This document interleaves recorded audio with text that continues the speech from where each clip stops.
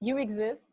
Everything is here and now. The all is the one is the all. So yeah, so I wanted to elaborate on that a little bit also, as like, I've been hearing a lot for the past few years how, we have to unconditionally love stuff. And it was really hard for me to wrap my mind around, because for me, love is like the love that I have for my daughter, or the love that I have for my boyfriend, or the love that I have for myself or for my parents.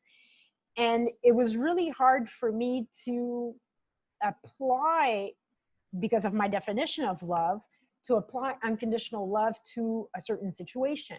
So for example, the whole mask wearing thing doesn't bother me, but what bothers me is like people sort of bitching against each other because one's not wearing a mask, or because the other one is, and the righteousness and all that kind of stuff. And so that bugs me. And so I was like, well, how can I apply unconditional love to that? It didn't make any sense for me.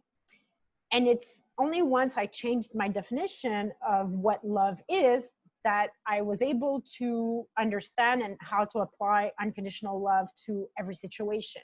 And so love is, let's say, like the most fulfilled, or the fullest vibration of all that is. So of source and of consciousness. And so, for example, love is just all of the emotions. And it means that you can see something from every different perspective, and you could see it as a whole. So to give an example, to make it more concrete, hate is not the opposite of love. Hate is love, but vibrating at a different frequency. And so to put it in more like 3D terms, if you have a whole ball and you have your whole ball of love, and that's 100%, well, hate means that you're only vibrating, for example, at 10% of that love. And so in other words, or another analogy is that if you hate something, you could tell yourself, well, I'm only seeing 10%, like my focal point is only on 10% of that certain situation, and it makes me hate it. And so, okay, so now like, it's, hate is not exactly 10% of the love and stuff, but I think that you can understand the concept.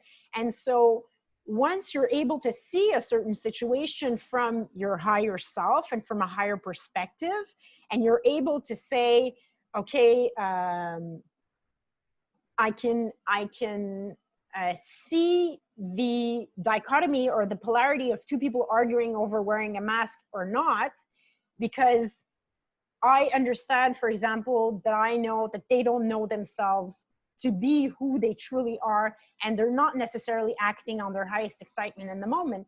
And so it's rationalizing, in a sense, the situation that I'm seeing, so I could see it from a higher perspective, and I could see it from all of the emotions. I could love that two people are strong enough in their sense of belief that they can, be confronting about it, and that takes energy, and that takes a certain kind of power. And I can hate it, and I can be frustrated towards it. And so I could see it from all these different facets. And when I do, and I see it holistically, where it doesn't push or pull anything within me, and I'm able to let it go, because I know that that is all that is, and that creation is unconditional, and you could create anything that you want to, and you have the free will to choose whatever it is that you want to. I can see it from an unconditional point of view, an unconditionally loving point of view, where I can see it from every facet, and I can hate it, and I can be frustrated, and I can be joyful about it, or I can think it's funny, or and all, and I can see it from everywhere.